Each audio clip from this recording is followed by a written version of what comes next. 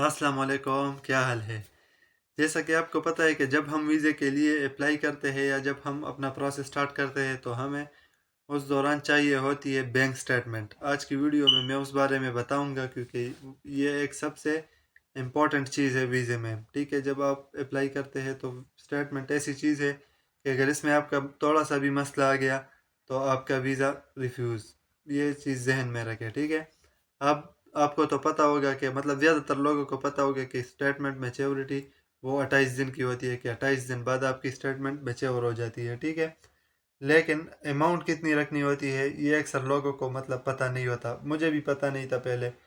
मैं जब अप्लाई कर रहा था तो मुझे कंसल्टेंट ने कहा कि तू 45 lakhs की मतलब स्टेटमेंट बना, जो मेरी इतनी बनती नहीं थी। मेरी 3.7 मिलियन 3.8 मिलियन इतनी बनती थी। मैंने फिर रखवाई इतनी उतनी नहीं, मैंने खुद से हिसाब लगाया तो स्टेटमेंट के लिए आपको आपकी जो रिमेनिंग फ़ी है उसके साथ साथ आपको लिविंग 9 मंथ का लिविंग एक्सपेंस। अब फॉर एग्जांपल आपकी 10,000 फ़ी है, 5,000 आपने पे कर दी एडवांस में, रह गए 5,000। 5,000 पाउंड जमा, वो अमाउंट जो मतलब लिविंग एक्सपेंस। अब अगर आप लंदन आ रहे हो तो आपको चाहिए 12,006 पाउंड, जो मतलब हिसाब कर ले तो 12,006 पाउंड आते हैं।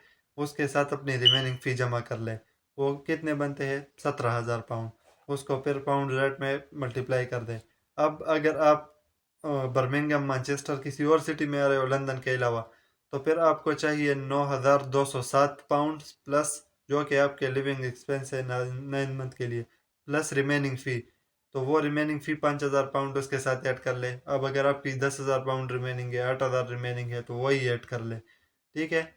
तो जितने बन जाते हैं वो आपकी स्टेटमेंट है। अब स्टेटमेंट के हवाले से ये बात लाजमी जहन में रखें कि जिस टाइम आप स्टेटमेंट मेंटेन कर रहे हैं तो पाउंड का रेट देखें। अगर 240 है, टू जैसे कि आजकल 238 239 इस तरह से चल रहा है, ठीक है। आपने कभी भी 238 239 में नहीं रखना। आपने रखने हैं वो 250 255 और 260, क्योंकि पाकिस्तान है, कभी भी पाउंड डॉलर ये इनका रेट बढ़ जाता है, किसी को कुछ पता नहीं होता। और आपने स्टेटमेंट 2 महीने के लिए रखवानी होती है, 2 महीने कम से कम 2 महीने, ठीक है। तो उस दौरान आपको पता नहीं चलता कि पाउंड का रेट कितना बढ़ेगा। अक्सर लोग ये गलती कर देते हैं तो बाद में उनको ये इशू आ जाता है कि वो उनकी स्टेटमेंट कम पड़ जाती है जब पाउंड का रेट बढ़ जाता है। तो वो फिर यूनिवर्सिटी को 500,000 पाउंड एक्स्ट्रा जमा करवा देते हैं फी में। तो क्यों? क्योंकि फिर उनकी वो रिमेनिंग फ़ी कम हो जाती है उस वजह से, और स्टेटमेंट अपनी जगह रह जाती है। या तो ये इसका हल है, या ये है कि आप स्टेटमेंट फिर दोबारा से स्टार्ट कर ले, जो कि काफ़ी मतलब टाइम ज़ाया करने वाली बात है कि बंदा फिर वो कुछ जो अमाउंट कम पड़ गई है और दोबारा ऐड करके फिर से स्टार्ट कर ले। ये वैसे इशू है, तो इससे बेहतर है कि बंदा पहले से पाउंड का रेट ज़्यादा लगा ले कि 234 238 है या 240 है, जितने भी है आप 250 255 260 में लगा ले तो बेहतरीन है, ठीक है। इस चीज़ को जहन में रखें। दूसरी बात, कितने अरसे के लिए रखवाने होते हैं? पहले तो जैसे 28 दिन पूरे होते हैं स्टेटमेंट को वो मैच्योर हो जाती है, तब आप जाकर कैश लेटर के लिए अप्लाई करते हैं। को कोई यूनिवर्सिटी वो स्टेटमेंट कैश के लिए मैच्योर स्टेटमेंट नहीं मांगती, लेकिन ज़्यादातर यूनिवर्सिटियाँ कैश लेटर के लिए मैच्योर स्टेटमेंट ही मांगती है। तो 28 दिन वो हो गए। उसके बाद 5 10 15 दिन में आपको कैश लेटर आ जाता है, ठीक है। वो डिपेंड करता है, कभी कभी महीने भी लग जाते हैं उसको। तो 10 15 दिन उस पर लग जाते हैं। तो 28 दिन जमा 15 दिन, वैसे एवरेज लगा ले, ठीक है। उसके बाद आप वीज़े के लिए अप्लाई करते हैं। जब आपका कैश लेटर आ जाता है आप वीज़े के लिए अप्लाई कर देते हैं तो 15 20 दिन वीज़ा आने पे भी लग जाता है। तो तकरीबन 2 महीने तो बने ही बने। आपको कम अज़ कम 2 महीनों के लिए तो रखवाने ही होते हैं। इसके अलावा ये कभी कभी 2.5 महीने 3 महीने तक भी चला जाता है स्टेटमेंट, ठीक है। वो और उसके अलावा जो है आप मतलब जैसे ही आपका वीज़ा आ जाए आपने पैसे निकालने नहीं है, क्योंकि आपने यहाँ पर आना है। एयरपोर्ट पर भी आपके इस चीज़ का मतलब आपसे वो अक्सर होती है, ठीक है। मैंने जैसे पिछली वीडियोस में बताया था, मुझसे पहले एक बंदा जा रहा था, उसने वो इमिग्रेशन वालों के सवालात में थोड़ा बहुत फंस गया। اس نے کہا کہ مجھے اپنی اسٹیٹمنٹ دکھاؤ موبائل مطلب آن لائن بینکنگ جو ہے اس میں مجھے اپنی اسٹیٹمنٹ دکھاؤ کہ تیرے پاس ابھی یہ پیسے پڑے. وہ بیچارہ اس طرح پھنس گیا تھا. تو آپ بھی اس چیز کو ذہن میں رکھیں اور اسٹیٹمنٹ کے حوالے سے کوئی اس طرح کی غلطی نہ کرے. ٹھیک ہے. اور دوسری بات جو اوپر کے اکثر لوگوں کا یہی سوال ہوتا ہے, سوری میں بھول گیا تھا, اکثر لوگوں کا یہی سوال ہوتا ہے کہ اب ہمیں 4 ملین چاہیے. ٹھیک ہے. اسٹیٹمنٹ کے لیے ہم نے رکھوائے ہے 4.5 ملین, 45 لاکھ روپیہ ہم نے رکھوائے ہیں. ٹھیک ہے.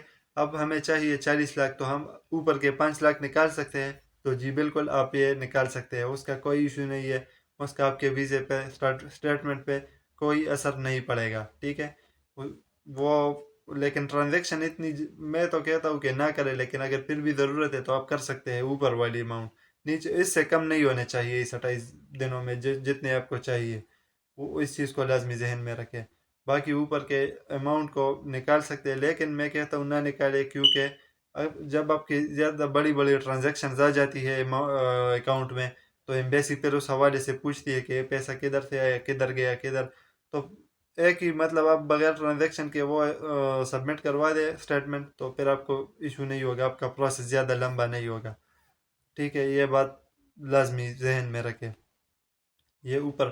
دوسری, جب آپ ایمبیسی میں کیس جمع کرے, مطلب اپنا ایمبیسی میں جائے, تو ادھر جو آپ اسٹیٹمنٹ لے کر جاتے ہیں تو کوشش کرے کہ جیسے 28 دن کی ہونے چاہیے, آپ 29, 30, 31, 32 days اس طرح سے مطلب اسٹیٹمنٹ لے جائے تو بہتر ہے. 1-2 دن اوپر کے اکثر ان کو مطلب مس انڈرسٹینڈنگ ہو جاتی ہے یا کوئی ایشو آ جاتا ہے, تو اس وجہ سے پھر وہ سمجھتے ہیں کہ آپ کا ابھی اسٹیٹمنٹ میں چیور نہیں ہوا اور سیدھا ریفیوزل.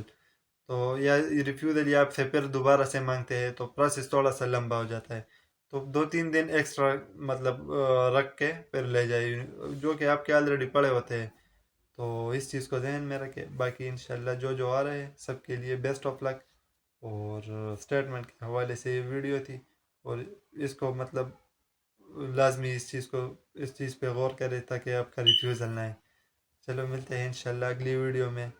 اجازت دے. اللہ حافظ.